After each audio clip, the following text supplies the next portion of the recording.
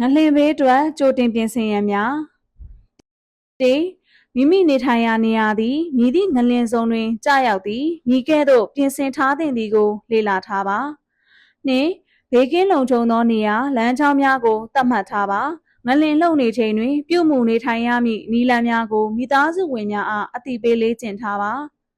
မိသားစုတွင်မတန်ဆွမ်းသူရှိပါက၎င်းအားလည်းအချိန်ပေးပြီးစိတ်ရှည်ရှည်ဖြင့်ကြိုတင်လေ့ကျင့်သင်ကြားထားပေးပါ3ပြိုကျပြုတ်ကျကွဲရှာနိုင်သောပစ္စည်းများတွဲလောင်းကျနေသောအရာများကိုအန္တရာယ်မဖြစ်စေရန်မြဲမြံအောင်ပြုလုပ်ထားပါ4မိသားစုသုံးအရေးပေါ်ပစ္စည်းများအရေးကြီးစာရွက်စာတမ်းများကိုကြိုတင်ပြင်ဆင်ထားပါ5မိမိအိမ်ခိုင်ခံ့မှုကိုပုံမှန်စစ်ဆေးပြီးတောင့်တင်းခိုင်မာအောင်ပြုလုပ်ထားပါငလင်လှုပ်နေစဉ်တွင်လိုက်နာရန်အချက်များ1ကြောက်ရွံ့ထိတ်လန့်မှုမရှိပါနှင့်သတိရှိပါတည်ငြိမ်မှုရှိပါ2 5စက္ကန့်အတွင်းအဆောက်အအုံအပြင်သို့ရောက်နိုင်ပါကပြေးထွက်ပါမရောက်နိုင်ပါကဘေးကင်းသောနေရာတွင်ဝစ်ကာကိုင်ပုံစံဖြင့်နေပါဝေဘေးအန္တရာယ်ကင်းသောနေရာတွင်ဝတ်နေပါကာခိုင်ခန့်သောစပွဲခုံကရင်အောက်တွင်မိမိကိုယ်ကိုအကာအကွယ်ယူပါကိုင်ခိုင်ခန့်သောစပွဲခုံကရင်များကိုမြဲမြံစွာကင်ထားပါ3မြင်မာပြီးပြိုကျနိုင်သောအဆောက်အုံတစ်ပင်တပ်တိုင်လျှက်စစ်မီးကြိုးများနှင့်ဝေးရာလေကွင်းကွင်းဖြင့်ဘေးကင်းရာသို့ရောက်အောင်သွားပါ4ငလင်ကြောင့်ဆူနာမီလှိုင်းများဖြစ်ပေါ်လာနိုင်သည့်အတွက်ကမ်းခြေသို့မဟုတ်မြစ်ကမ်းဆက်အနီးတွင်နေထိုင်သူများကုန်းမြေမြင့်သို့ရွှေ့ပြောင်းထားပါ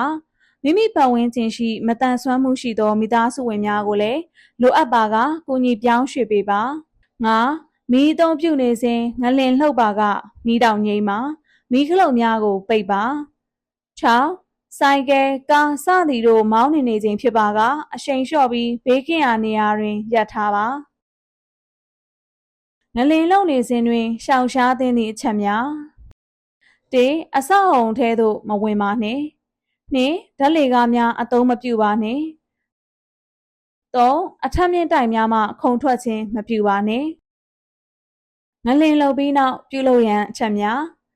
1မိသားစုဝင်များကိုစစ်ဆေးပါမိသားစုဝင်များပျောက်ဆုံးသွားပါကသက်ဆိုင်ရာသို့အကြောင်းကြားပါ2ထိခိုက်ဒဏ်ရာရရှိသူများကိုစစ်ဆေးပြီးလိုအပ်သောအကူအညီများပေးပါသို့မဟုတ်အခြားသူများထံမှအကူအညီတောင်းခံခြင်းများပြုလုပ်ပါ3သက်ဆိုင်ရာအစိုးရဌာနမှထုတ်ပြန်ကြေညာသောသတင်းများကိုစဉ်ဆက်မပြတ်ရယူပြီးအကြံပြုချက်များကိုလိုက်နာပါမိမိပတ်ဝန်းကျင်ရှိမတန်ဆွမ်းသူများအပါအဝင်သတင်းရယူရန်အခက်အခဲရှိသူများကိုလည်းတဆင့်ပြန်လည်မျှဝေပေးပါကောလာဟာလာသတင်းများကိုမယုံပါနှင့်4မိမိအိမ်နှင့်ပတ်ဝန်းကျင်ရှိလျှက်စစ်ပစ္စည်းများပျက်စီးမှုများအားလုံးကိုပြန်လည်စစ်ဆေးပါ5အင်အားကြီးမားသည့်ငလင်လှုပ်ပြီးတိုင်းနောက်ဆက်တွဲငလင်များလှုပ်တက်ကြောင်းသတိပြုပါ6နောက်ဆက်တွဲဘေးအန္တရာယ်မီးဘေးဆူနာမီရေကြီးခြင်းမြေပြိုခြင်းများကိုအထူးသတိပြုပါငလင်လှုပ်ပြီးနောက်ရှောင်ရှားသည့်အချက်များ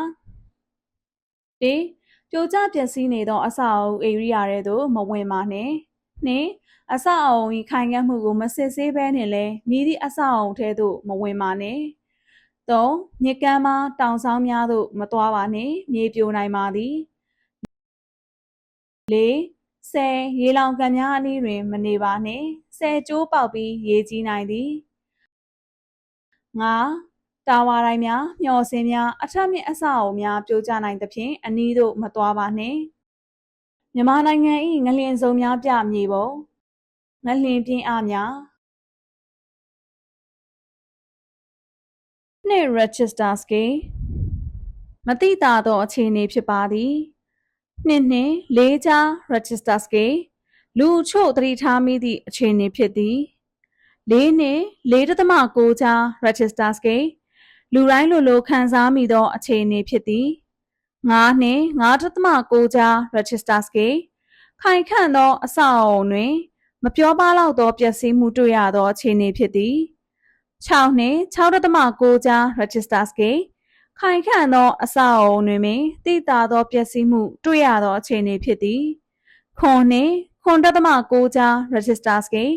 ခိုင်ခံသောအဆောက်အအုံတွင်ဆိုးရွားသောပျက်စီးမှုတွေ့ရသောအခြေအနေဖြစ်သည်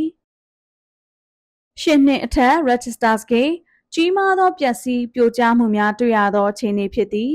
ငလျင်သည်အလျားလိုက်နှင့်အထက်အောက်လှုပ်ရှားနိုင်ပြီးငလျင်ပြင်ရာအဆောက်အအုံတည်ဆောက်ပုံတည်နေရာတို့ပေါ်မူတည်၍ပျက်စီးမှုများကွာခြားနိုင်ပါသည်ဂျာမန်ဖက်ဒရယ်နိုင်ငံခြားရေးရုံး၏ငွေကြေးပံ့ပိုးမှုဖြင့်လူသားချင်းစာနာထောက်ထားမှုဆိုင်ရာကြိုတင်ပြင်ဆင်မှုနှင့်တုံ့ပြန်မှုလုပ်ငန်းများတွင်မတန်ဆွမ်းသူများအဓိကအခန်းကဏ္ဍများမှာပါဝင်ဆောင်ရွက်စေခြင်းစီမံချက်မှာ EVDO အားစီစဉ်ပါသည်